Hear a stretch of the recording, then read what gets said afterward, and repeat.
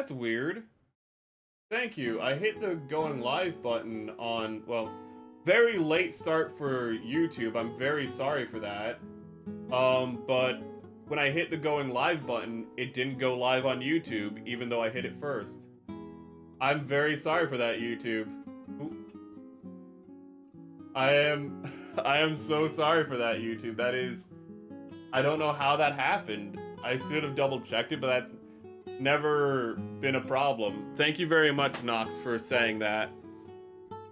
Ooh. That means like all of my that means almost all of my description of Jurassic World Rebirth is just gone now.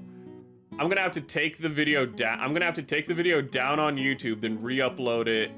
Oh my god, I'm gonna have to re-upload it probably on the Twitch VOD side. Fun. Oh my goodness, I'd lose my head if it wasn't attached to me. Okay, so where was I with the finale of Jurassic World? Anyways, I'm so sorry for that. I don't know how that happened. Ooh, actually, let me get YouTube chat back up. Effing chat. That's never happened before, too. That's what makes it so frustrating. And then... Oh, okay, I see. So I need to cut this piece off. Alright, where we were was the Mutadons were chasing the family into the storm drains, because having a flying dinosaur, the first thing you do is you make them go underground. Wait, no. They don't chase them into the storm drain yet. They see Scarlett Johansson and Businessman, and you're like, they're gonna die now. You know, like, not Scarlett Johansson, because she's paid too much. But Businessman, he's dead now. This is how he's gonna die. And it's like, no, it's not dumb enough. We can get dumber. Okay? He needs to die in the dumbest way you can imagine. He needs to die in such a stupid way that you can't even imagine it. That's the best way for him to die. So, the Mutadon chases Scarlett Johansson and Businessman around the car for like a minute. Businessman has like the blood samples they came to the island for just locked onto his wrist. He put a handcuff on and just locked it onto his wrist. The Mutadon just breaks the chain, like just breaks the handcuffs, and it's just no longer locked onto his hand, and you might like, oh, so now they can get it. No, I'm gonna tell you why the handcuffs broke later. Because the handcuffs broke because this movie's not allowed to be offensive in any way. It was very obviously done in post-edit. It was very much like a reshoot thing or something like that. So, this is so... you guys are going to be so lost on YouTube because, like, it's just started... I just started midway through the finale of Jurassic World Rebirth, and I'm not going to go back and re-describe it. This movie is too shit for me to do that.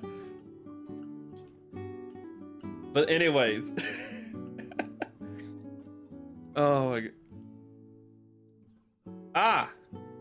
YouTube did lie to me. I do want to say OBS did lie to me, because actually it shows on YouTube I have been live for 40 freaking minutes. So,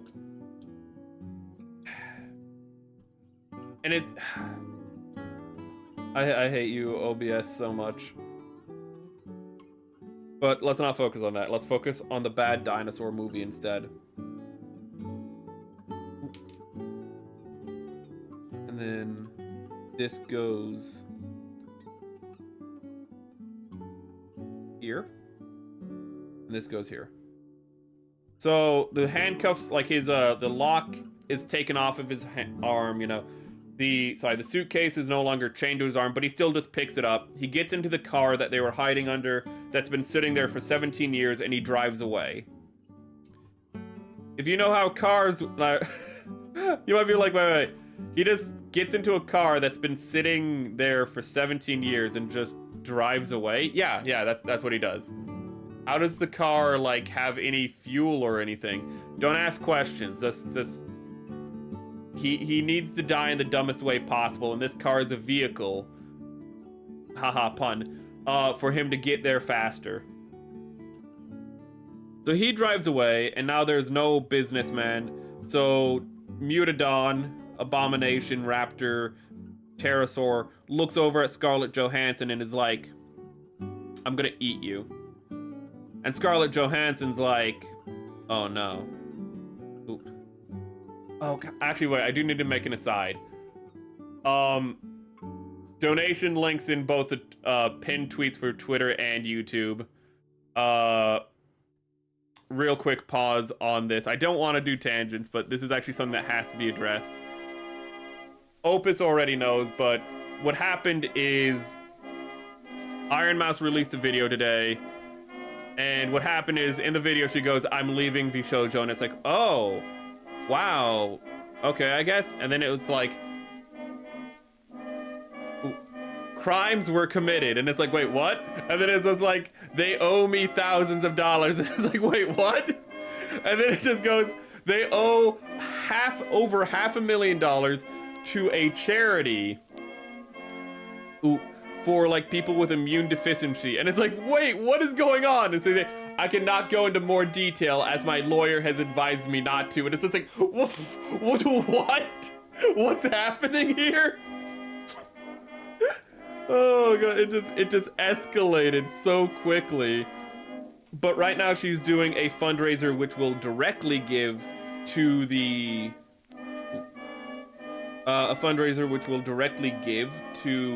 organization that VShojo didn't give money to. Even though she raised the money, VShojo is just supposed to be the middleman who handles it and gives it over. They never gave it over though. But she has a more direct donation going. And if you would like to contribute to that, you can just follow the links. Ooh, and part of the reason I started a little later today is because I wanted to make sure I gave money to those links before I started stream. So if you're on YouTube or Twitch, it would be appreciated. And if you can't, just go over. There's more message for you. Twitch has already heard this, but if you can't give, please share the word, share it with friends and people who might be able to give to it. Because even if you can't give financially, you can give out the word. Okay. Back to Jurassic World Rebirth. Dinosaur starts chasing Scarlett Johansson. And this is like a double pec swivel. That's really impressive. Stay focused, Merrick. She starts chasing the dinosaur. No, she doesn't start chasing the dinosaur. That happens later. The dinosaur starts chasing her, and she like gets away from it. And then the dinosaur's like, forget you. Oh, you know what? There's a storm drain right here. A flying freaking dinosaur. My instinctual, draw is to go like, I hear something in this storm drain. I'm going to squeeze my body into this storm drain that is conveniently big enough for me to go underground, because that's what flying things really like to do. Do not bring up burrowing owls. Fuck you if you do. But it's like, dude, I just really want to go underground, So it just starts chasing the family underground, but we've already established on Twitch, not YouTube. Sorry, YouTube, you missed this part. But we already established the family, they're not gonna die. They can't die. They're not allowed to die. Even the douchebag isn't allowed to die. Because this movie's not allowed to have anything fun happen in it. It's not allowed to be tense. It's not allowed to be, gripping. Just whatever. Bats are mammals. So that makes more sense, okay? But bats are different, okay? They're not archosaurs like birds, okay? Don't be a smartass, so help me God. But also bats, like, proportionally, the caves are a lot bigger. They don't go into, like, little cramped, like, tiny... Well, actually, no, they are ones that just, like, have, like, their own little cramped holes. Shut up. Okay, let's just focus. Let's just focus on the Mutadon that chases people into the hole. But we know the family can't die, so we're like, who cares? The family's not gonna die. And then Scarlett Johansson chases the Mutadon, and she gets the pistol that, like, businessman had. Because I said earlier, the pistol isn't really for businessman to use. It's just there so that Scarlett Johansson has a gun. And she doesn't have a gun, because instead of bringing guns, they decided to bring one, like, submachine gun that shoots tetrodotoxin, because that's more humane than a gun. Just paralyze the dinosaur and cause organ failure. That's way more fucking humane.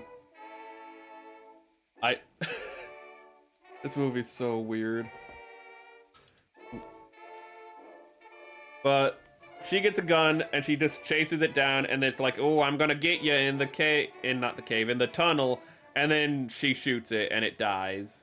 So yeah, she shoots it like 2 or 3 times, and that was our big new monster dinosaur. It died from like, again, 2 to 3 shots of a pistol, which like I guess isn't too big a problem because guns are pretty deadly. But I feel like, you know, if you did that to a raptor, I feel like it would be like, I could still go for you. But yeah, that was our big new monster dinosaur. It kind of was this incompetent. It just puddled about until it died by Scarlett Johansson's hand. So what happened after that? Then they start leaving the storm drain, and oh my god, this is the dumbest freaking part. So I said earlier that the businessman got in a car and started driving away. This was like several minutes ago. And they just walked to this gate in the storm drain. And it's like this really big gate for some reason. I don't know why it's like this really big room, but it is. I can't explain it. But it's this big gate, but no, but they can't open the gate. They can't open like this floodgate, which isn't really a floodgate. It's more just a bunch of bars for some reason again. Except for the little girl who can go through the bars and get to the control panel that's on the other side, outside. I don't know why there aren't 2 control panels. I don't know. It doesn't matter. So she can press the button and open the gate. And they use this to manufacture tension because the other Mutadon starts coming in through like the roof above and is like, I'm gonna get you. Ooh, I'm gonna squeeze through this space that like is very uncomfortable for me to squeeze through to get you. And it's just like, what's even happening anymore? So it's like a question of like, what can happen quicker? You know, the little girl getting to the button or the Mutaton squeezing through? And of course the little girl gets to the button, opens the gate, and then they just close the gate on the Mutadon. And you're like, okay. All right, also the really stupid T-Rex is there, the one with like extra arms and whatnot and walks like a gorilla. That one's also there, and there's actually a whole thing going on with like main character man, and he was trying to call down the helicopter because they're there to get a helicopter to pick him up, because that's their way out. You know, there's gonna be a helicopter that's gonna fly by for 2 minutes, and they need to get its attention. Wait, what? You had access to a helicopter? Why didn't you just have a helicopter drop you off here? Wait a minute. Don't ask questions and enjoy movie. But while he's trying to get attention for the helicopter, he fires off a flare. And then there's a bunch of smoke for some reason. There's just a whole bunch of steam. And it's just like, oh, so what's gonna happen is that like the big dinosaur is gonna like come out of the steam to attack the helicopter while it's like lower, while it's coming down. No, chat, that's not stupid enough. Okay? What happens instead is that the helicopter either shrinks or the dinosaur grows 3 times bigger, so that way he can be big enough to grab the helicopter in his hand and then bite into it. Or it's a completely different like dinosaur, and the one we see later on is actually just like an infant, but it becomes kaiju size, so it can literally bite into the cockpit of the helicopter and then go like, I don't like the taste of this, and throw it and have it blow up. And that's the big reveal of our dinosaur. And then it goes and becomes 3 times smaller, and it's like at the gate. We go back to the gate, and everyone's at the gate, everyone's there, and it's like, oh, but like if they open the gate, you know, they're gonna like get the attention of the big stupid T-Rex thing that's not a T-Rex. But whatever will they do? Because the stupid raptor that's not a raptor is gonna kill them if they stay in there. Oh, what's gonna happen? What's gonna happen? Oh my goodness, oh my goodness. Oh, whatever could like resolve this issue. And chat, earlier I said, like several minutes ago within the movie itself, corporate evil businessman drove away in a car. And they had to crawl to where they are now. Just to give you a perspective, this guy's like going like 80 miles per hour driving to somewhere, I don't know where. And they had to crawl to where they are. But don't worry, by the magic of editing, businessman just appears where they are and crashes into the dumbass Rex. And the dumbass Rex goes, oh hey, look at this, picks him up and eats him. And that's how he dies. He just crashes into it. It's just in the middle of the road, and this is like, oh, that's our death for him. And it's just like, wait a minute. How is he here? Like, did the road just take him on like a detour, like a sightseeing detour or something? Like, he left several minutes ago. How are they both here now? Hello, Shadow.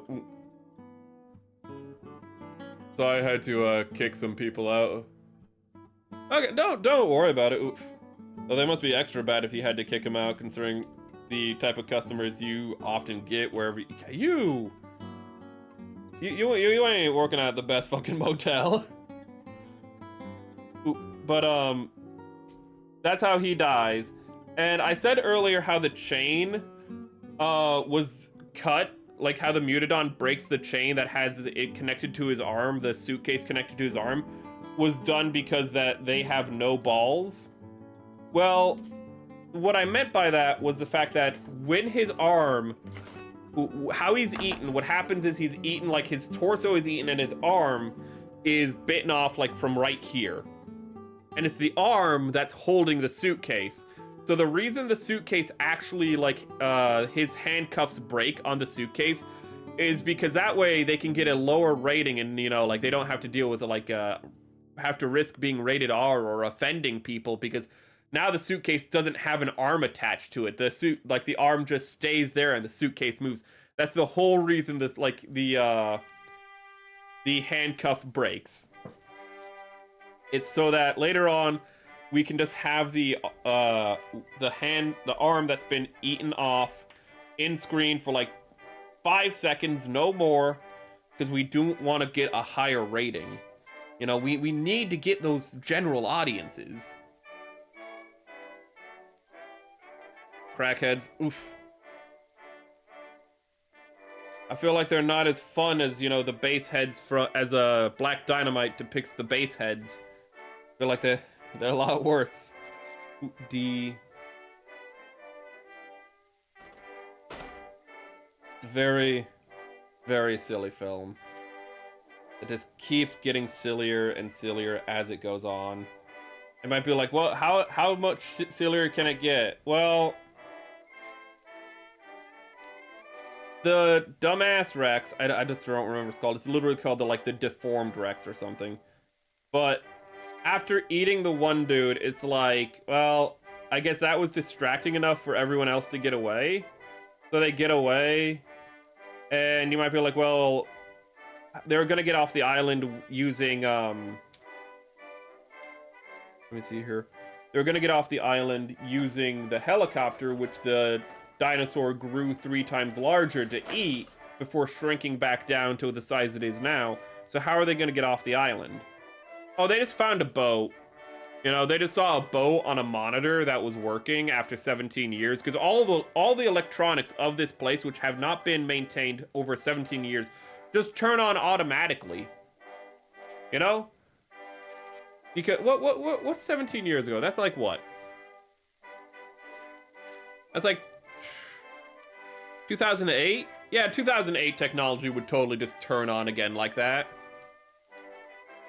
So all this technology from 2008, which none of it really looks like it's from 2008, but whatever, it's a sci-fi, you know, it was cutting edge cloning research, so it can have a little bit advanced technology. But all of it just still turns on, and on a monitor, the monitor just showed, I don't even think they navigated to, I think the monitor was just showing, there's a boat.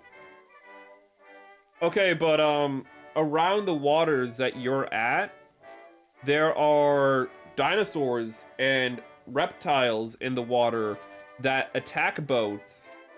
Don't worry, when we get to the finale, those just won't exist anymore. Okay, we're just... Okay. Don't ask questions, just watch movie. So they go to the boat, and it's like, okay, they're gonna get off the island, but oh, wait a second, chat.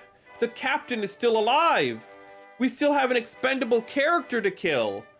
You thought they were gonna leave? No! They still need to kill one more character. So what happens is the captain, the Indominus Rex arrives to be like, grr, arg, grr. And the captain's like, I'll lead it away. And he lights a flare and starts running away because it's a T-Rex, and T-Rexes just chase flares. Because these people who watch the movies have never watched the first movie. They've seen it, but they've never watched it. Because the Tyrannosaurus Rex doesn't chase fucking flares. It chases movement. And the flare is light to make the movement more noticeable in the dark. That's why Alan Grant uses a flare in the movie to get its attention. He lights the flare so the dinosaur can see him in the dark, and then what he does is he moves around and then he throws the flare so the Tyrannosaurus will chase the flare. Then Ian Malcolm, misunderstanding that scene later on, gets out a flare and starts running with it and then throws the flare thinking the Tyrannosaurus is focusing on the flare. No, the Tyrannosaurus focuses on movement. The Tyrannosaurus is focusing on what's in front of it. And Ian Malcolm is still in front of it, so it still sees him as prey. It's just like, I hate it. Like, the flare isn't actually what the Tyrannosaurus is chasing. It's the movement, it's the person, which is, again, why the Tyrannosaurus keeps chasing Ian Malcolm once he throws the flare. But if these people, when they watch the movie, what do they think when they get to that part of the original Jurassic Park? They don't think anything, because they're not watching the film, they're seeing the film. Ooh. So, what happens in the movie is Captain Man, our last expendable character, lights a flare and runs away to distract the dumbass Rex. And everyone gets on the boat and begins to leave. As we see in the distance, the flare go out. And we actually cut to him, with the flare, and this stupid dinosaur, literally, peers. There's also a bunch of, smoke and, whatnot again, a bunch of mist again. But, it comes up and, we see it, lunge at him to eat him, and then it cuts away and it shows the flare going out. And then he reappears right, next to everyone, is like, hey, okay, we can leave now. And you might be like, wait a minute. He didn't die on screen, chat. It doesn't count. It's anime rules. You've seen anime. You're watching a VTuber. Man, if you don't see it happen on screen, it doesn't count. So he just teleports next to them, and everyone leaves happily. Oh my god. This is a movie that's probably gonna earn $1 billion by the end of its run, chat. This is modern cinema, and people are still rewarding it. And they all leave the island with the blood samples, and this is the dumbest part. So earlier in the movie, Scarlett Johansson and main character man had a conversation about what do they do with the blood samples when they get them, because they could just open source it, as though that's just makes any sense. They're samples, they're not technology in and of themselves, they're not open source technology. There's a limited amount of, it's a limited resource that you can give to people who can utilize it. And they're just like, well, open source it is an option. No, that's not an option. You could sell it to a different company, maybe, if you think the company you're working for might not be legit. You could sell it to a different company. But no, it's either they sell it to, this company that we guess is bad. We don't really, I think, have any evidence that it is bad at all. But it's a company, so you should hate it. But it's either you sell it to the company, or you just give it to the world. And it's like, well, the world can't use it because they don't have the resources to use it, because, that's not how it works. You need access to the blood to, research and use it. You can't just open source that shit. That's not how that works.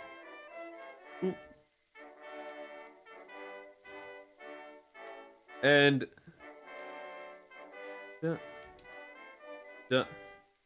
And they're like sitting there, and they're like, well, and he turns to Scarlett Johansson and like brings it back up at the end, and she's like, well, what do you want to do with it? Do you want to open source it, or do you want to like do you want to sell it to the highest bidder? And he turns to her and goes like, I think if anyone should decide, it's you. And this is how you know originally how the film had reshoots and the captain died in the previous scene, because if anyone should be deciding where that money like what happens to the samples, it should be the captain, the guy who lost his boat, lost 1, 2, 3, I think like 3 of his friends and like co-workers, you know, his fellow mercenaries who he's been working years with. He's lost everything. And like they're just like, and he's just sitting like 5 feet away from them, just right there. He's right freaking there. And they're like, well, the only person who really this affects, you know, is you. And it's like, fucking what? What am I watching? It's such a travesty. And of course, Scarlett Johansson, you know, business bad. So she's like, we'll open source it. And it's like, okay, so like, I don't know how you open source like a blood sample, but again, the only people who can do anything with that sample will be big businesses, so you're not really changing anything. It's just such a silly, silly film. And then they drive away into the sunset, quite literally. No, into the sunrise.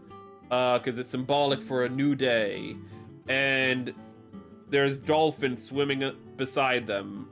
Why are there dolphins and not like, I don't know, some kind of like marine life that's been resurrected? Like, why isn't there like some kind of like plesiosaurs or something swimming by them like you'd expect from Jurassic Park?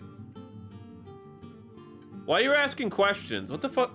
Have I not established repeatedly throughout this whole stream? Don't ask questions. Just enjoy product. What's wrong with you, chat? And that's how the movie ends. Just terribly.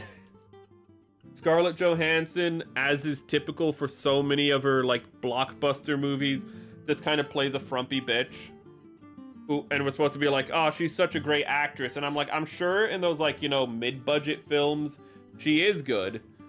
But I don't think I've ever seen a performance from her in like these bigger films where I'm like, yeah, she's amazing. And yeah, she's just a frumpy bitch in this, because she is just like this. She just plays like, if it's a movie that has a budget over a certain amount of money, she just plays a frumpy bitch and phones it in every time.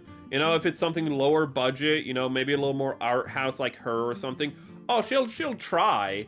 But this isn't this. This is like Lucy, or, you know, like the... Ooh. I mean, some people are gonna fucking, like, crucify me for this, but also the Avengers films, where it's just like, ah, my character is kind of just being abrasive as fuck. I mean, even in, Transformers 1, where she does a good job at acting, she's still playing a frumpy bitch. Even when she's doing a good performance in one of these higher budget films, and that was even all that high budget, but she's still just playing a bitch. Like, I don't know if they keep typecasting her, or she's just like, yeah, I'm just doing this to like I'm just doing this for money, you know, so I can just go do another art house film or some shit. I don't know. I don't get it. Ooh. But her character is just not really there. Ooh. Like, I don't really know anything to know about any of the characters, because none of them are interesting. The family is insufferable, because what happens is, like, you'll have the storyline with the characters that we're actually watching, you know, the mercenaries and whatnot, but because it's a Jurassic Park movie, you need a family. Like, it literally felt like that's the whole reason they're in the movie. And almost the entire film, they have their own plot. It's only at, like, this... It's only when they meet up with the mercenaries so that the mercenaries can take them to the island, and the end of the film where everyone has to get off the island, or like, is their storyline at all connected with the mercenaries? And it's only there, it seems, just because they need to be there. It's such a weird fucking film in that regard too. Because you just keep cutting to a bunch of characters who have no relation to the characters we're following in the other half of the story. It'll be like, here are the mercenaries. Okay, here's the family. What connects these characters? Nothing. In the original Jurassic Park, you had Grant and the kids, and then you would cut back to Ellie. Is that the character's name? I'm terrible with the names. But you'd cut back to his love interest, and the kid, and not the kids, I was it, and like the grandpa of the kids.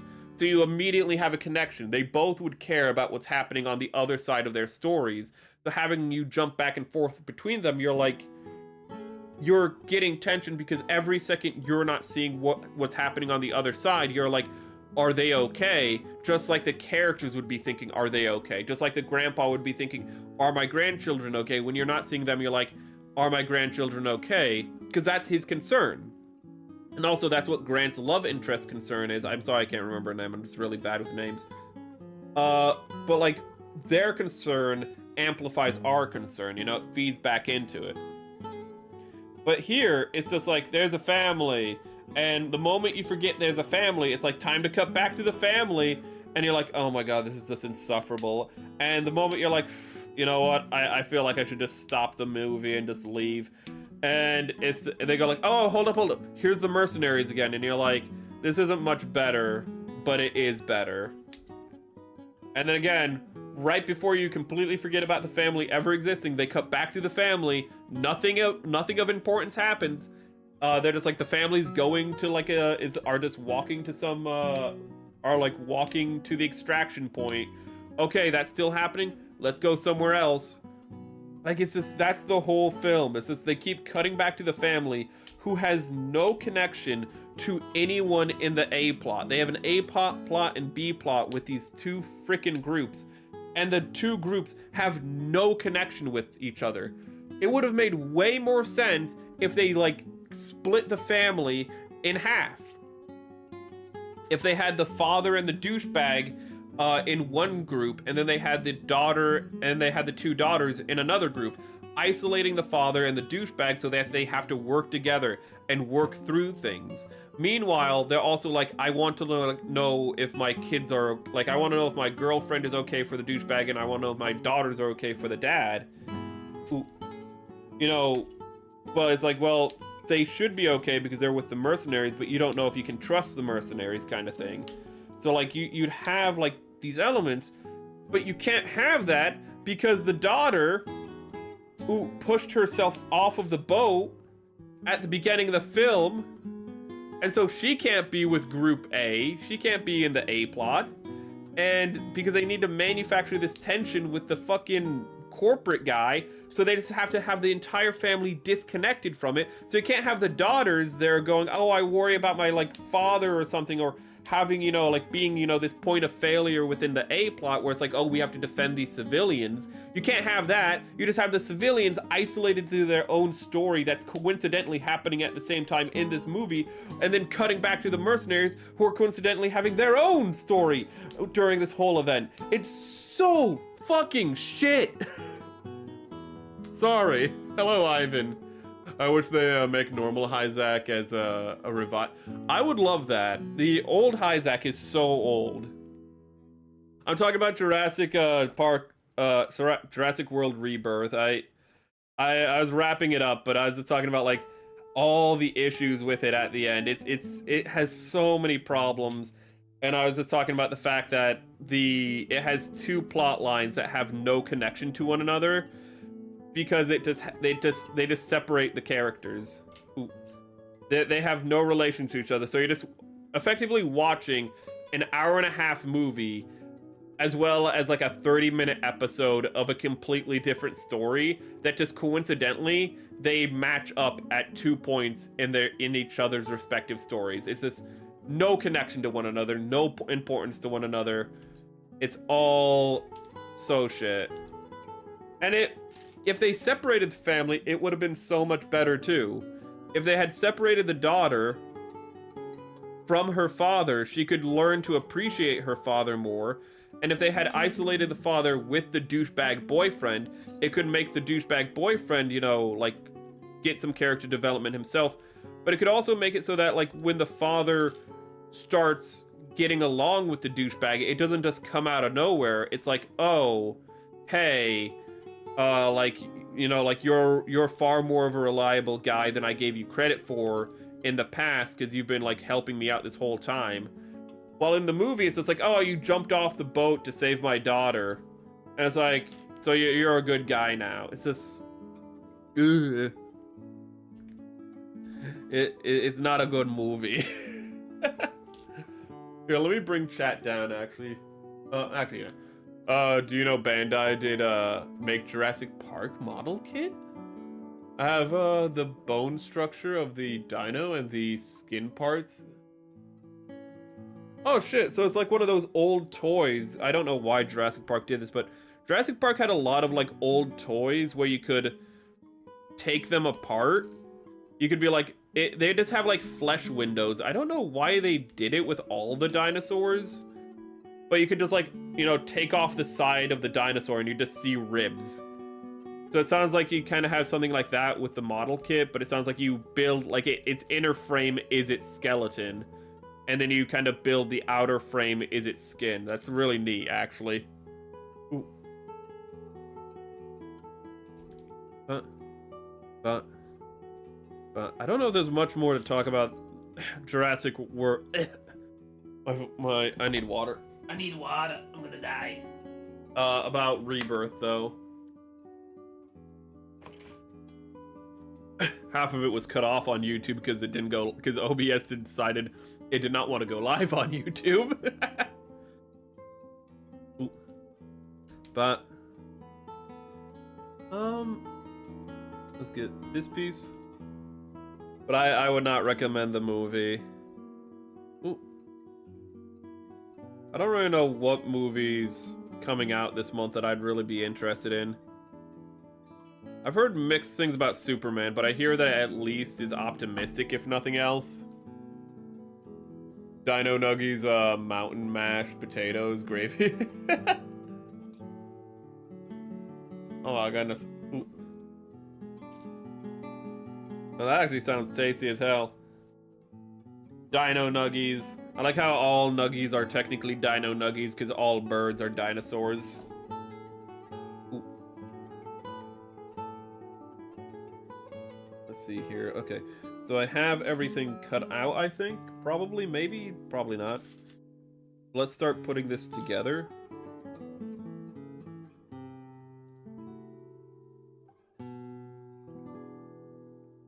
My brain is like literally melting.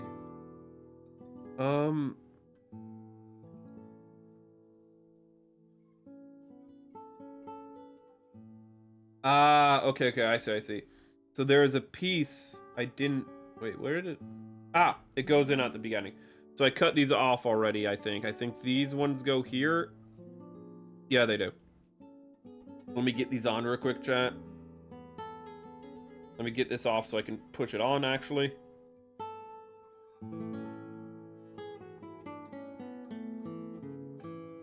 Yeah, I don't know really what's coming out this year. Sometimes you have better years than others, but... What was it, Ooh, I need a minute to think about it. I lost my thought. I lost my train of thought. Son of a gun. It wasn't about... Ironically, it wasn't about James Gunn, because that made me think about James Gunn. Dang it. Though all the superhero stuff does make me want to go back to the DC AU, animated universe. Watch the classic Batman, watch the classic Superman, watch Justice League and Justice League Unlimited. Because those were really nice. Ooh. Those were absolutely like peak cinema for their day. It's actually crazy how in the Superman animated universe... Ooh, sorry, animated show. There's a scene when, like... Let's see here. Okay. When Apocalypse Tech... And yeah, there's a planet called Apocalypse, but they use Apocalypse Tech on Superman, and it's just like this super high frequency.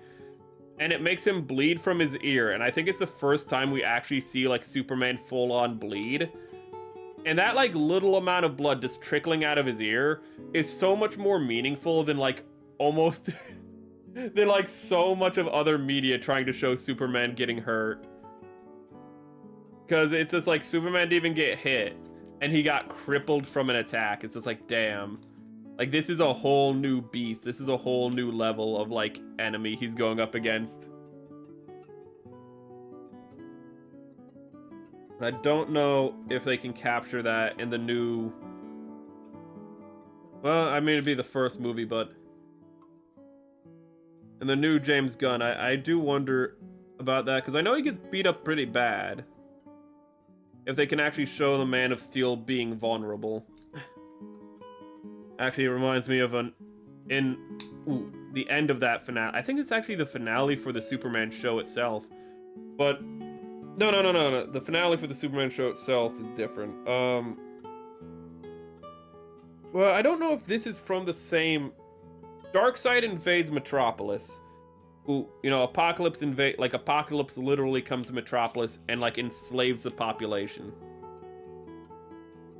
And it's not the season finale, because the season finale has Superman just beating the crap out of Darkseid, and that's really good in its own right. But what happens is... A big part of Superman is not only the fact that he is, you know, Superman in the fact that he's the best and can do everything. It's the fact that he inspires hope and change in others. That others who don't have the powers he has are still moved to action and to do the best that they can do. Because he is in part based off of the concept of the Nietzschean Superman as reinterpreted through an American perspective. It's all about being your best, but also inspiring others to be their best. And to this end, a character is inspired by Superman, and he doesn't simply and how the occupation of Metropolis is stopped isn't by Superman beating the crap out of Darkseid. It's by this guy getting the population to like rise up and fight for themselves. And in the process... Did I put this on wrong? No. But in the process, like, he's kind of the hero of the day. But Darkseid notices this, and so when Darkseid is leaving, he's like, okay, well, it's not like... I can't really stay here, you know, you've kind of, like, ruined my occupation, so it's just better if I leave. Oh, wait, before I leave, and he just kills the guy. He just, like, looks at the guy, fires a beam at him, and just kills the dude who, did the revolt to, like, cause the occupation to fail. And to add insult to injury, what he does is he actually looks at Superman, fires his beam, and the beam literally turns... like literally bends around Superman to get the guy instead, and you're just like, damn. And like he just flies through his boom tube, which is just a wormhole, and leaves. It's just like, wow, just petty as shit ever. It's like, hold up, before I leave, I don't like you, dead. You wish Bandai made collab with Resident Evil characters as one of those 112 figure model kits. That would be nice. Ooh, the Star Wars model kits look pretty nice themselves, so that would be cool if they did that more often, but it seems in general they're more focused on doing collabs with Eastern properties, which makes sense. But like, you go to the Bandai store, for example, you see all sorts of One Piece and I think Dragon Ball stuff, both figures and some model kits. So, but it would be cool if they teamed up with more... Well, actually, wait, no, Resident Evil is Eastern, so I don't really know why they wouldn't team up with that one more. Probably because the more fleshy shapes and whatnot are a little harder to model than more traditional figures, because there's a lot of unique anatomy to the Resident Evil. But it would allow them, but by doing that, it would allow them to kind of, you know, practice with more unconventional body designs. Ooh, which would allow them to think more outside of the box. It would be a lot of it would be more difficult, but there would be a lot of benefit in the long run, I think. Ooh. Oh, hello, Kays. As usual, hi. Resident Evil only. Ooh. I only know Biohazard. Oh my god. I only know the original Japanese name. The Japanese name, which makes it make sense in other languages, but after the first game, it's like the first game takes place inside of a residence. So in America, we called it Resident Evil. And then it stopped taking places inside of residence and being that restrictive. And it's like, is this still called Resident Evil? And it's like, what does that really mean anymore?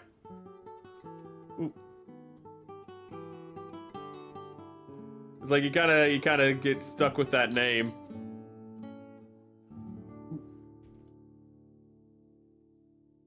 But I know the deep lore. I know that it's called I cut off the wrong piece. I was gonna say I know that's called Biohazard. What piece was I supposed to cut off? E. Merrick, do you know your alphabet? I don't know if I do. I might not. I'm just cutting off pieces, but it's okay because there's only a limited number of pieces we can be using at this point.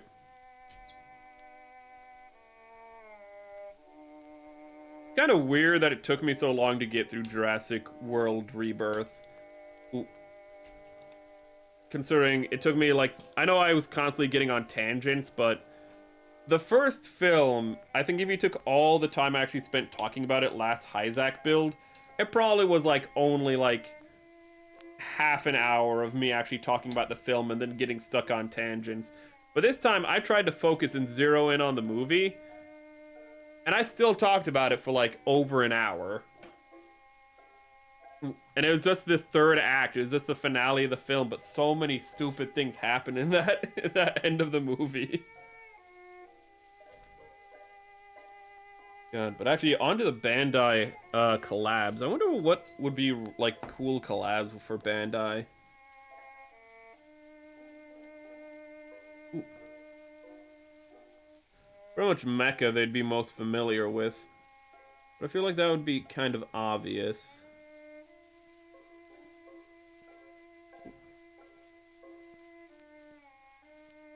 Like you could just say like, oh, Code Lelouch or something, you know, like that feels a little too obvious. What would be a nice collab for Bandai to do?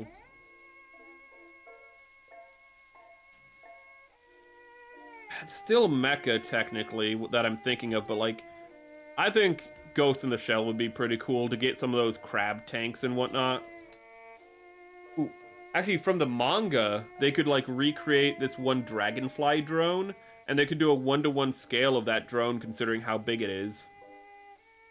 I think that'd be like the size of a master grade. It'd probably be pricey as hell, all things considered.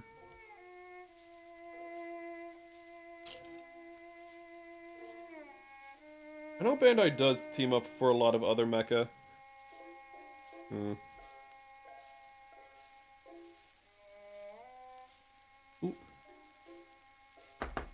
There we go. No, that's not correct. Wait, what? Okay, no. This is correct. Okay, so it said push it in until it makes a click. That is one of the softest clicks I've ever heard in a Gunpla kit. Let's see if this one's louder. That one's louder. This one, it's still in there, like, it's locked in, don't worry, but... Wait, is this correct? Did I put in the legs wrong? No, I didn't. I can't put in the legs backwards, actually. Oh, thank God. It's idiot-proof. Did you know the original name for the 79 Gundam series was a Freedom Fighter? And that... Oh, Granddaddy was originally called the Gun... I know that conceptually, the original, like, name for the Gundam was the Gun Boy. That they were trying to figure out, like, what to name it, and they're like, they want to name it the Gun Boy. Ooh. But they ended like deciding with the Gundam, and like nobody quite, at least nobody in the West quite knows like what Gundam is derived from, like if like what it's a play on and whatnot. That like they think it's like derived from the original idea for it being the Gun Boy because it has gun in its name, but they don't really know where the dam comes from. But I am familiar with the Gun Boy fact, but I'm not familiar with the Freedom Fighter. I know that an early concept had it more like Starship Troopers, which is fitting considering it's a coming of age, a military coming of age story like Starship Troopers. But it was more like Starship Troopers in the fact that the mobile suits were called mobile suits because they were suits. And you can still see this in, if anything, the, what is it called? In the gun cannon, which actually very much feels like a power suit more so than a lot of the other mobile suits do. Like the Gundam's a little blocky and feels more traditional robot, but if you've seen especially power suits of the era, the gun cannon really feels more in line with that.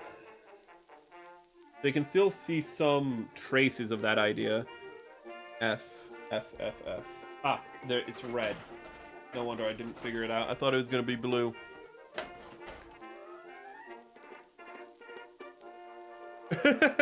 Loud click. Ah! Softer click. Ooh. Oh, goodness. The dam is a metaphor for the power of the suit. Akin to dam when the suit, when a dam bursts. Ooh. I could see that. Ooh. I could see that as a metaphor for potential. The only question, though, is this the fact that like it's in Japanese and like Japanese compounds are so fast and loose. Like sometimes they will integrate like English meanings, and then sometimes like it's actually just a Japanese word that's like really uncommonly used, but they're like, yeah, this will work. Ooh. It's like they'll just whip out an archaic word and just make a compound word that you've never like that you can't recognize unless like you know Japanese. And other times again, they'll just take English and then just throw it into their compound word that's otherwise Japanese, and it's just very confusing. They have a lot of flexibility with how they're allowed to like just make up words in their language. Ooh.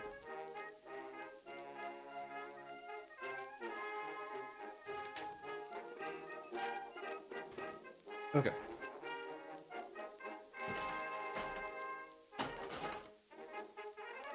What time are we at? We're gonna finish this in under an hour. Also, my head's not on. Found it. Ooh. Ba. Ba. Ba. Ba. Ba. And there we go. Then we put this here. Actually, let me check notes real quick. I thought my phone died and I didn't have notes. I thought my security blanket was gone. Oh, this will be something quick to talk about because there's not much to talk about. But I saw right before, well, not right before, but before I started stream, and they actually released a new trailer for the Predator movie. And it looks better than the first teaser, I'll say that.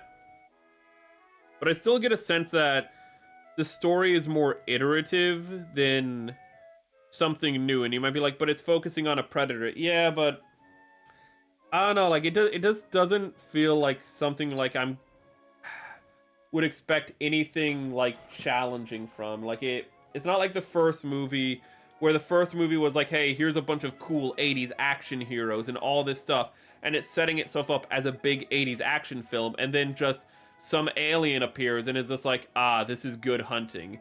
It subverts the classic action tropes. Like, we literally see them be cool action heroes, but then before this alien, they all get riggedy wrecked. Ooh. And that's like a big aspect of the like that's like a big part of the Predator. Ooh, is how unstoppable a force it is. And I'm not saying like it's a problem with like giving more characters. There's nothing like that really in most of the other sequels, and I don't think this is going to do that. I don't know, it seems a little just like it's gonna be coasting. And I hope it's better, but how the trailer set it up didn't look promising.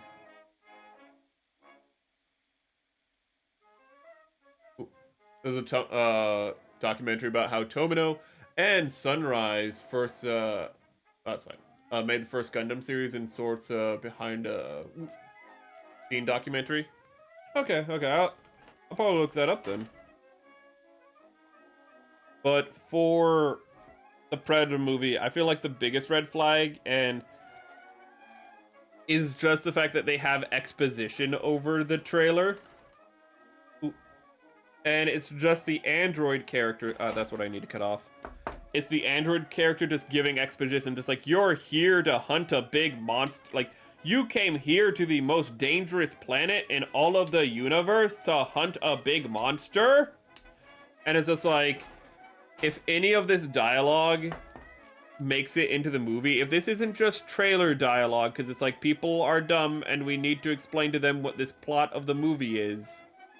But if this is actual dialogue from the movie, I don't have hope in the movie.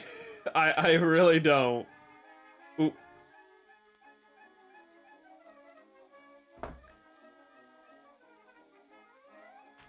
Oh god. Like, that's probably the biggest red flag I have for the film. It's just like, if the trailer exposition makes it to the movie, I can't see it being all that great. Because again, it literally is just explaining what the plot of the movie is going to be. And again, in a trailer, I can completely understand that. Ooh, because you need to like tell like audiences what to expect. But in the movie, you can do that in like far less of a clunky way. You know, I mean, technically speaking, you should be showing that in the film. Of like the Predator, you know, being left there on the planet, maybe having a discussion with his father, because we see that the Predators have subtitles in this film. So the Predators, we can see talk amongst each other for like why he's here to prove himself and whatnot. So having it be reiterated or told just outright is redundant and annoying. So I'm really, really hoping that's not the case. I'm hoping after Jurassic Park that I don't have to sit through another movie that is very safe and doesn't want to do anything.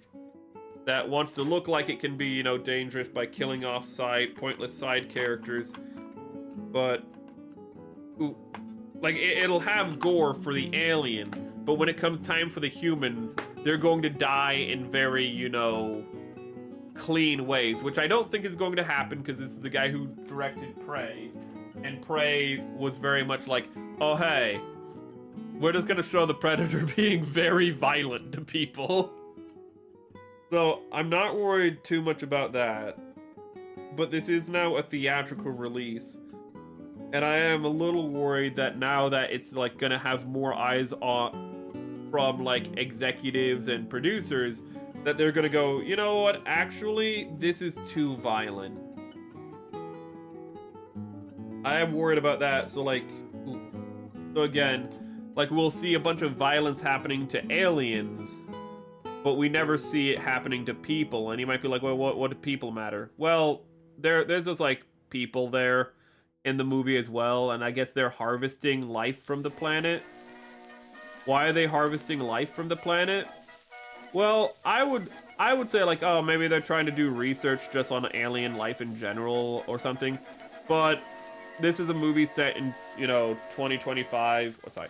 That's coming out in 2025. They're going to be like, we're going to militarize the life on this planet or something like that. We all know that's why they're actually going to do it. It's set in the same universe as Alien, so it's going to be like Weyland-Yutani or something being like, we must militarize this life and blah, blah, blah. And it's like, what exactly does that mean? Like, do you want to take the life and like use it to improve humanity?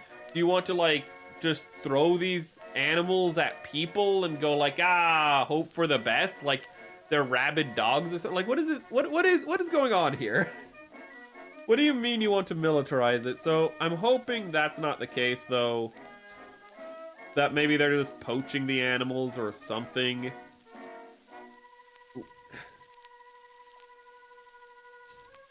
But I'm not holding my breath. I hope it's better than the worst science show, but I'm not gonna hold my breath over it.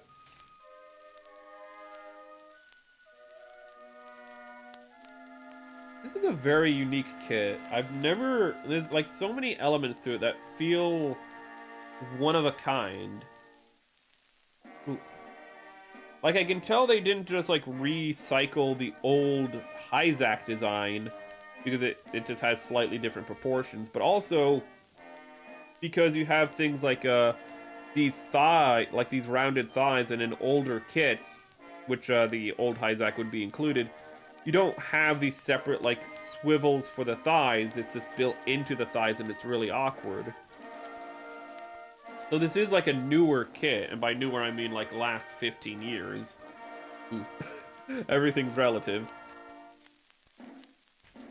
But it's not like any... But I can't put my finger on it being like anything I've seen before.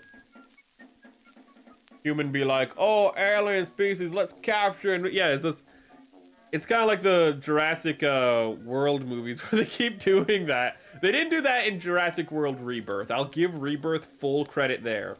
At no point were they like, we're gonna weaponize the dinosaurs. Because that was just... I don't know why they kept insisting on that. Every Jurassic World movie prior to this one insisted on weaponizing dinosaurs. And it's like, I can see that to an extent, but they'd be like, hey, I'm gonna shine a light on you. I'm going to have a gun with a light on it, and I'm gonna shine the light on you with with the gun, from the gun, to get the dinosaurs to kill you. And it's like, hold up. Why don't you just shoot them? You know, it's just like, that's... Like, why did you put the light on a gun?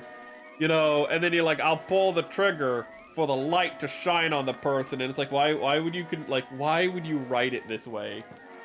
Because people are already gonna be like, just use guns. Guns are gonna be more like effective. But you literally put your new weapon on a gun. It's just, oh my god. We're gonna shine a light and you're gonna make dinosaurs want to kill you, and it's just like...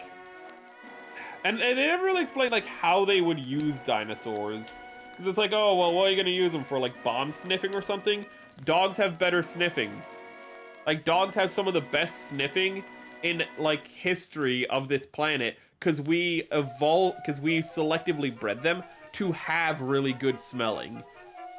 To put into example real quick. A dog, hound dogs, have smelling that is as good, if not greater, than it is believed a Tyrannosaurus Rex had. And Tyrannosaurus Rexes had massive olfactory, which means smelling sensors. They were really good at smelling, and they were really big, and they had to be able to smell miles around them so that they could, you know, pick up scents and, like, you know, for prey and whatnot, because they were so big they needed to eat so much. So they needed to have, like, a range of smell that was just unquestionably like massive, and like as big as they were. And then we're like, here's a bloodhound. It smells better than them. Like, like what's the point at a certain like thing? It's like we already have better things, and a bloodhound isn't going to eat like.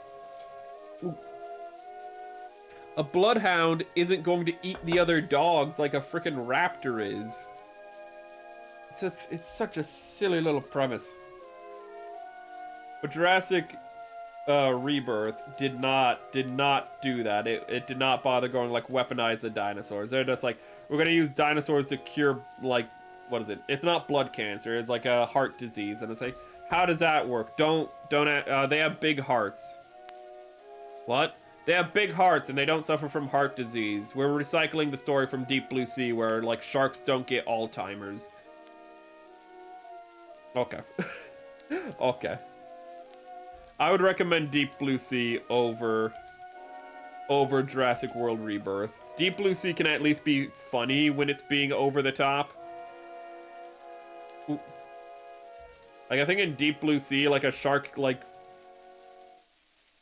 pretends to have an aneurysm or something so that people let the guards down because they're like, oh no, the shark is dying while we're doing brain surgery on it. and then the shark is like psych and bites off a dude's arm or something. That's like how the movie, like how the conflict in the movie starts. I can't remember exactly. Ooh. It's a. But you got like Coolio or whoever he is. You got a fun rapper who's just like having a B plot, and that B plot's worthwhile because they're just like, oh hey, here's just like the chef of this place, and he's just, everyone else is like, oh my god, there's like giant there's giant sharks that are getting into the base because it's all flooding and whatnot. And then while all these characters know what's happening, you just have the chef somewhere else in the like just in this place, whereas it's like the water's starting to rise, and it's like, oh, that's weird. It's like, where's all this water coming from? And then from his perspective, it has to be insane. He's just like working one day, you know, preparing, you know, the next meal for everyone at the research institute, and then the next thing you know, a giant, like a several meter long like bull shark is trying to like eats your bird friend. It's a wild ride, that movie.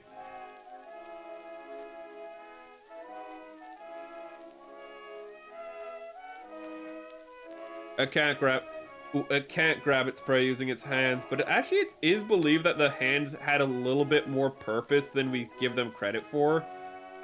Because even though they were so tiny, Tyrannosauruses are so massive that their arms are like still bigger than a human's.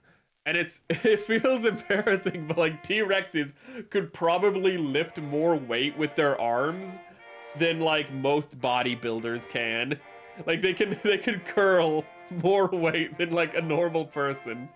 Actually, wait, no, they couldn't curl because they can't pronate their hands like this. They'd have to do like hammer curls, so they'd have to do where you don't like rotate your wrist when you bring them up. They'd have to just, you know, do hammer curls. But still, it's embarrassing when you realize that with their two little fingers, the two little fingies. Like how still scientists are just like, listen, they weren't vestigial, but we have no idea why they bothered with them. It's not like a Carnotaurus, where a Carnotaurus has like two little nubbins, and Carnotaurus is just the funniest thing ever. They're literally called murder sausages because their bodies are just a big sausage because they don't even have arms. They just have like these little, flaps effectively. They're just like, nyeh. Those ones are vestigial. They're adorable though. I think a lot of people are fans of Carnotauruses. Carnotauruses are one of the cooler South American, and actually I think there's only like one. Carnotaurus is one of those weird dinosaurs because there's only, I think, one specimen, but it's like a super well preserved specimen. Like we just have like one of this, but it's really well preserved, which is better than a lot of other dinosaurs, because a lot of other dinosaurs, it's like we have 50 specimens. That's like cool, and they're all like a single bone each. It's like, well, okay, that's a little confusing. We have a vertebrae here, we have another vertebrae but different here, we have like a toe bone here, we have like, you know, another vertebrae. Man, a lot of these are just like vertebrae. Yeah, those preserve pretty well. We have a tooth. Do you have a jaw? No.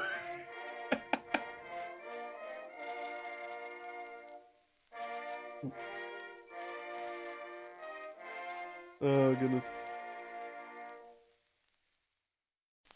Actually, speaking of, the thing that's harder to it makes it very hard to reconstruct dinosaurs because of that.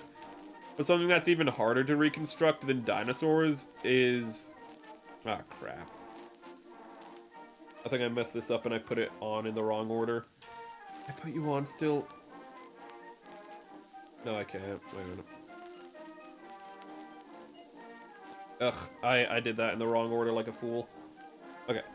But sharks are even more impossible to reconstruct. Like, dinosaurs, you can be like, okay, well, I know what other... Like, I can get, like, enough of your body to be like, I think I know what you look like.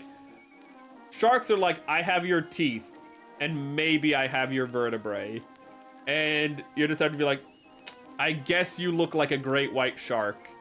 Because you're closely related to great white sharks because you're a megalodon. Oh, what's that? What's that? Megalodons actually, like, we have a full vertebrae of a megalodon? How the hell do we have that? But, like, we know from the vertebrae that they can't have a sorry. They can't be shaped like great white sharks because they just have too many vertebrae for their size. And it's like, oh. So what do they look like? Maybe like a lemon shark or something? Like one of those really long sharks that like swim around reefs? Yeah. Why the hell would it look like that? I guess it'd be like, I would guess it'd look like something between like a lemon shark and a great, and not a great white, and like a mako shark. Because it sounds like it was a slow swimmer, but it was really good with bursts of energy. And mako sharks are like the cheetah of the sea.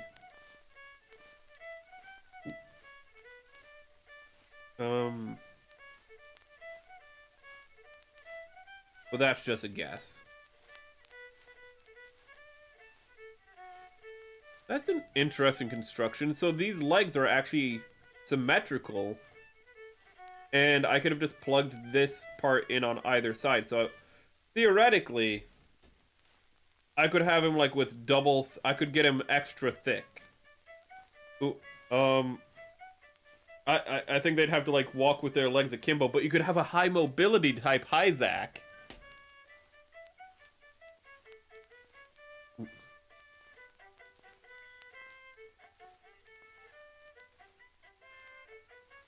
Okay, so let's...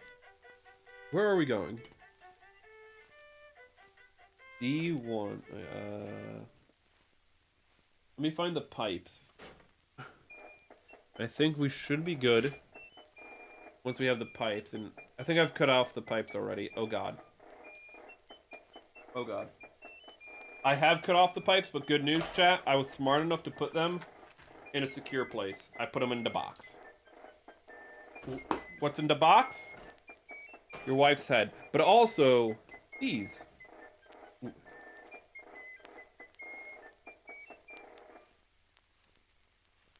And then, does this just go on? Yes, it does. Okay, so, but it goes on, I think, oh crap, which one goes, okay. I think, it looks like, it's really hard for me to tell, but I think the higher end goes here. And did I forget a piece? No, I didn't. Is this looks really hollow, but it's gonna get filled up. Okay. So that means this one goes here then? I don't...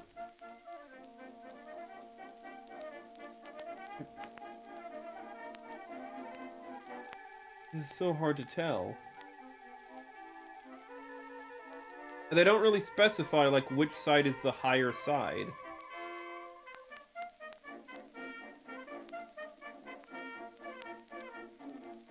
Okay, let's just hope that works. And then this goes in like this. Kind of like a traditional Zaku pipe. I think that's correct. It gives a good range of motion, so I'm just going to assume it's correct. Come on. I put it on. Wait, no, I put it on correct. I'm not an idiot. I can count to 3. Okay.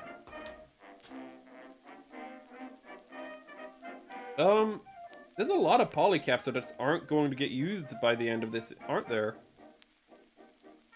Ooh, I mean, I don't have a problem with that. I like having extra polycaps for, like, other things.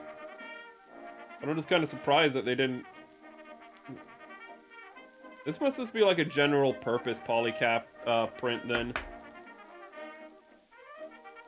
They just didn't bother with like making something special because this was a limited kit. So they're like, we can afford the extra loss. It's not like a kit that, you know, they might make. hundreds of and like do a bunch of reprints of. It's like, nah, this is gonna be that's gonna be enough for the people who, you know, order it online and go to the hobby store that it's sold at. Which is fair.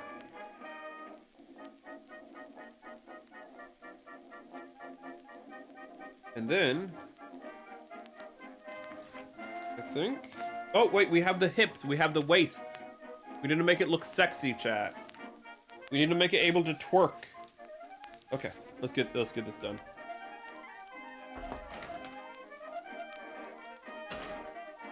I don't know. Oh, there it is.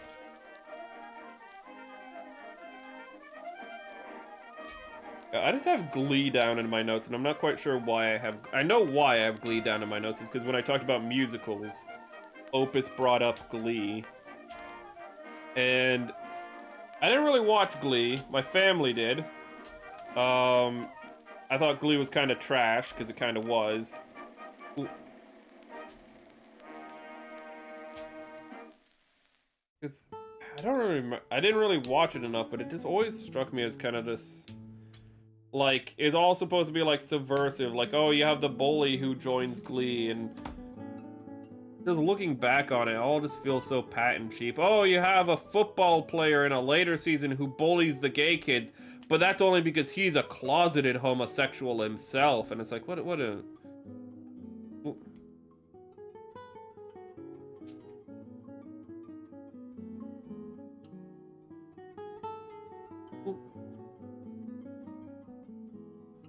The bully kid falls in love with a fat girl because the fat girl, you know, is abrasive and, you know, pushes back against his bullshit. And I don't know, like everything I can think of, it just feels like, it feels just kind of basic in writing.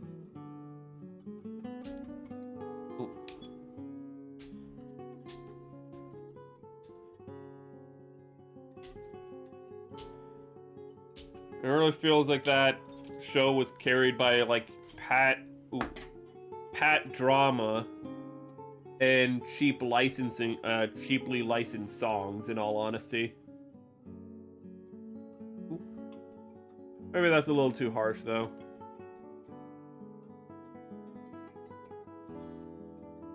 But I do know it was the beginning of that those kind of shows though were the beginning of the end, oddly enough, for dramas. Not dramas, for soap operas. Because for some reason, my mom amongst them, what happened is that just white middle-aged women who, you know, are the primary audience for soap operas were like, you know what, I don't want to watch soap operas because I can watch soap operas for like children, like Glee or Degrassi. And I don't know. That's actually just something weird to think back on, is the fact that a bunch of white women just started watching teen dramas. But at the same time, like, that's also an issue that's happened in, like, writing, where a bunch of teen novellas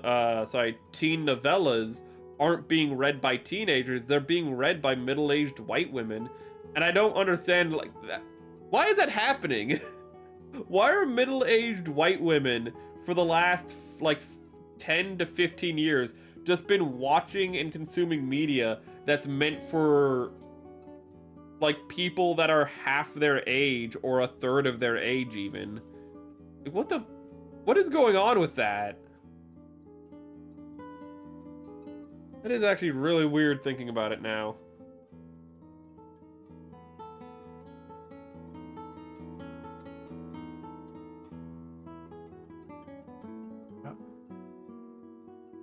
White women confuse me.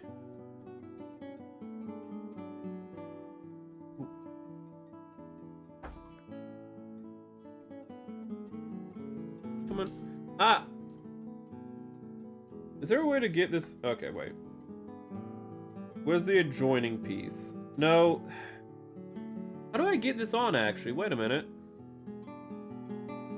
Give me a minute, chat. Okay, because it needed to be a little finagled. Finagle the daggle.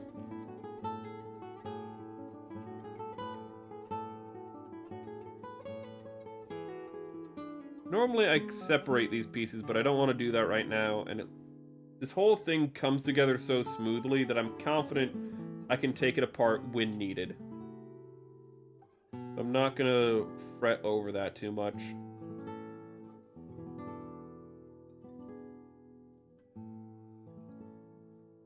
What am I not seeing correctly here, chat?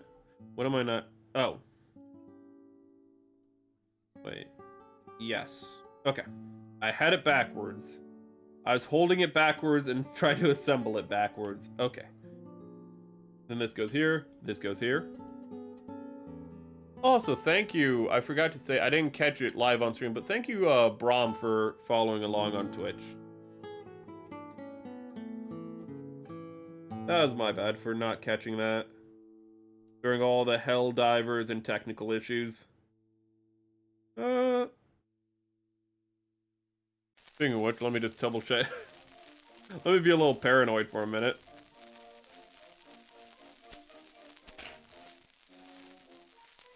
Come on. Come on. And I have to redo that because... Can I just... Okay, no. I was able to pull it out a little, then reposition it. And then... This goes on like this. Ooh! Sometimes snaps are satisfying. Other times snaps aren't so satisfying because you know that means you just strained the piece way more than you should have. And that snap is it correcting your mistake.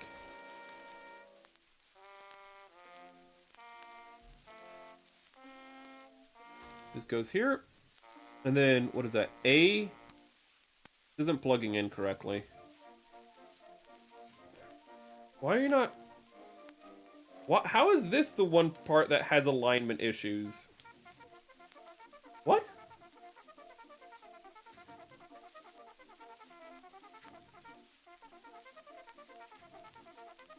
Okay. It's literally one of those things where you push in one spot and the other spot rises up because of it. A1. Where's A1? Here's A1.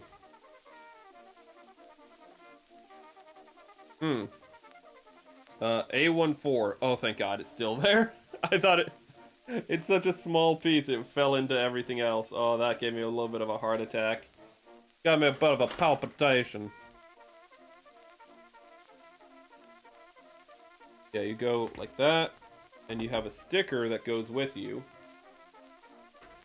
The stickers have proven to be pretty nice so far on this kit.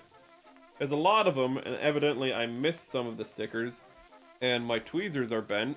These are cheap tweezers, that's to be expected. Let me see if I can get this.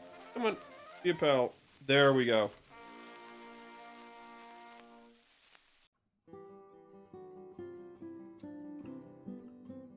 And there we go. Then you plug into here. You plug into here. No, I hate it when a polycap does that. It redirects itself. You plug into here.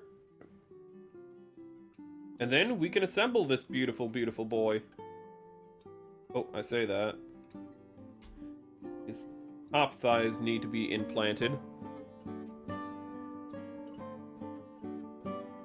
Bit messy.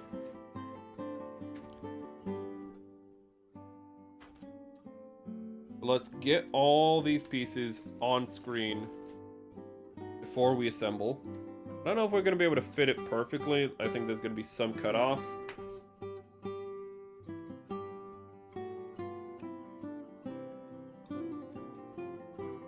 Let's put the backpack there because there's nowhere else to put it. And where are your hands? Wrong side, Merrick.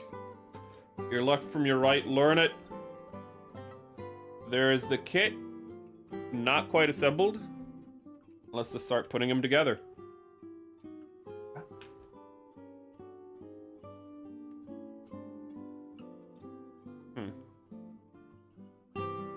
What? He has very, kind of like a traditional Zaku, he has very low legs on his hips. So We got a little bit of negative space, but that's what the skirt is for. But also having it so low allows him to have good flexibility. On the older Zakus, you don't have that flexibility, so I don't know why they are like that. And that's a little concerning. There we go.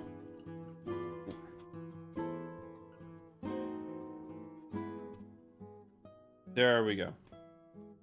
A little awkward plugging these in, but once you get them, it seems to stick. Put the legs on. Oh, that just went in so... Oh, wait, no. I was gonna say, it went in so smoothly I couldn't even tell. There we go.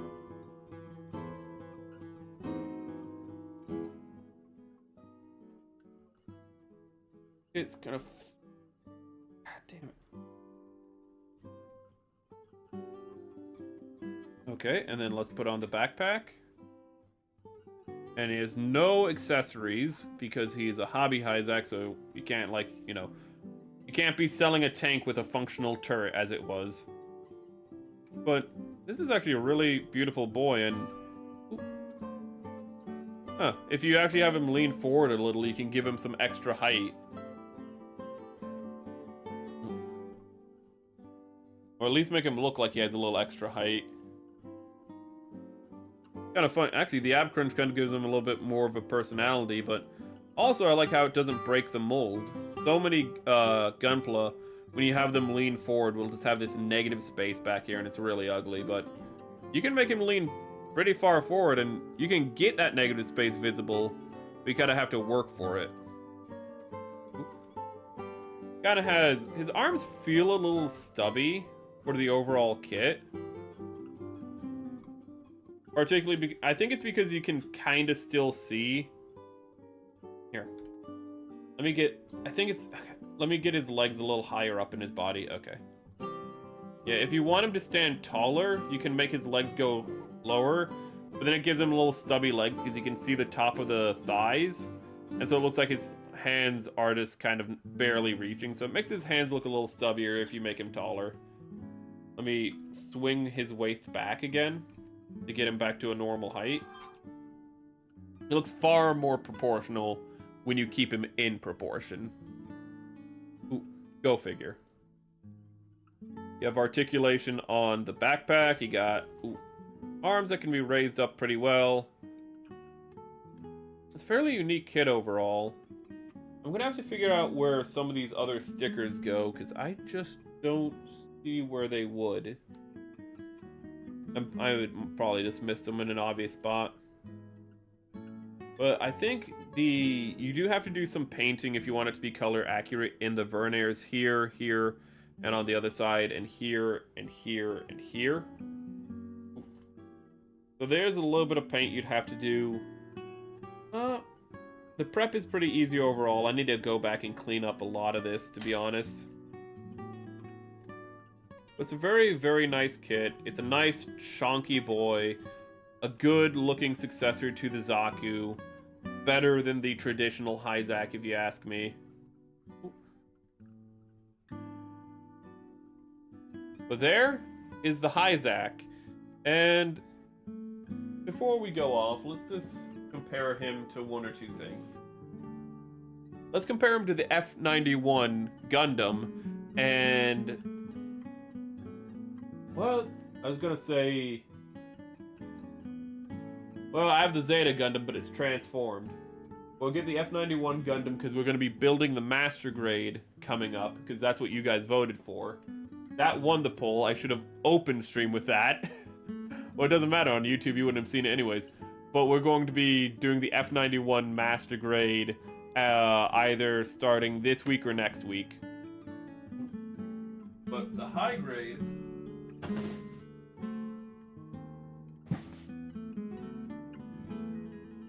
right here, the little short king. Ooh.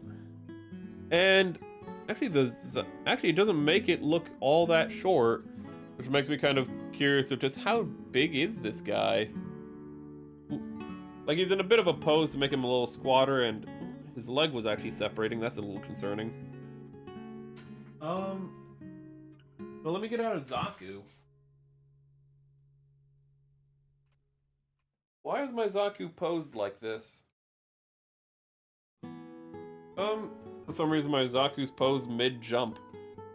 But, okay, he's bigger than a Zaku, right? Am I going crazy? Yeah, he's well bigger than a Zaku, so why do you look so... Why does my F91 stand... How... Wait, what? How's this happening? The F91 is very much shorter. Why does it look like on camera, though? It's like almost the same height as the Zaku. What's happening here? Is it because they're just apart? Nope. Oh, okay, no. What's happening is on camera, his back things are lifting him off the ground a little. And that little bit of distance closer to the camera, believe it or not, is making it, making him look a little bit like he's the same height almost. Okay. So the Zaku, so I need to hold the Zaku up a little more, and you can see it's a 19-meter mech, the Hizack. And actually, he looks really nice next to the Zaku. They both look like they're little wide-chested, like barrel-chested boys. Ooh. I'd love to depict... I can't wait to put this guy up next to the other Zaku-likes. And he has a little bum hole for posability, so you can put him in a stand. Ooh. I'm really excited. I'm really happy I built this. Ooh. And with that done, let me look for a place to raid you guys out to, and thank you for joining us. Ooh. This is a really nice kit, and sadly you can only get it if you visit the store or go to P Bandai, and I don't think it's available on P Bandai anymore. But if you're a fan of the Hizack, I'd still say keep an eye out for the Advance of Zeta, any Advance of Zeta reprints of it. Because it looks very nice, it feels pretty nice. He's not the most flexible boy, I'll admit, but you can still get him, you know, in a little squatting poses, and he's not the most flexible, but he feels flexible enough, and he feels pretty solid. I'm gonna sneeze. Ooh. Sorry. Okay, let me link you guys out, and if there's enough of you on Twitch, I'll try to raid you.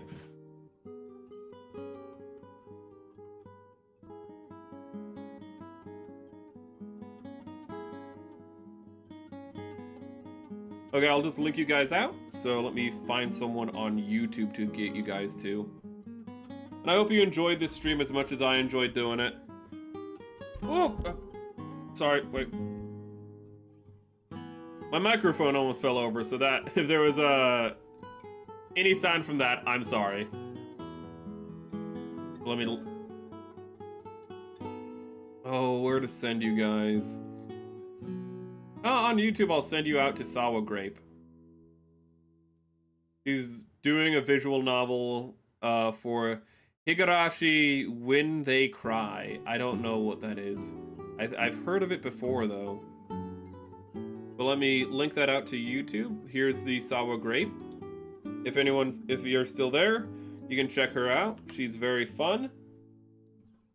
She's a little voice acting lolly. And for Twitch, let's look to where we can send you beautiful people out. Thank you for following along.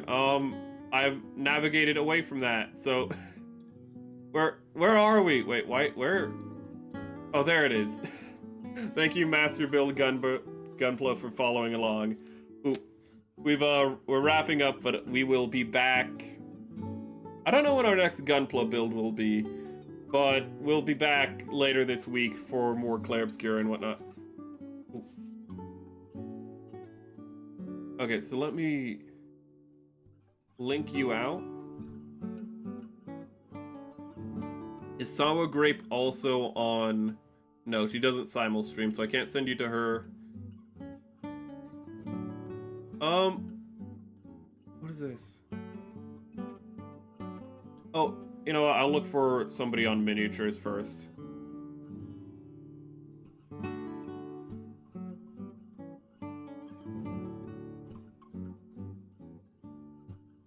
I'll link you to somebody who appears to be building a real grade. Ah, crap. It looks to be the real grade Gundam Wing. 0.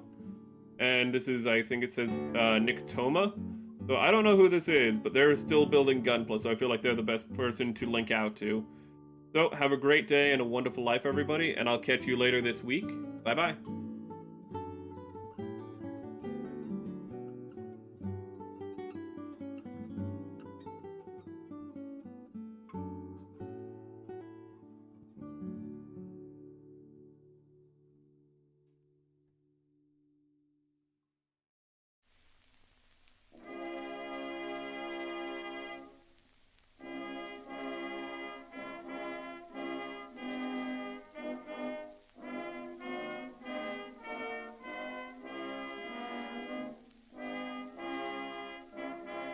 Oh, and to anyone still here who didn't hear already, there are pinned comments to help with a charity from Iron Mouse for the Immune Deficiency Foundation. So if you're capable of giving to that, or with, if all you can do is share it, that's also appreciated. But have a great day and a wonderful life, everybody. Godspeed.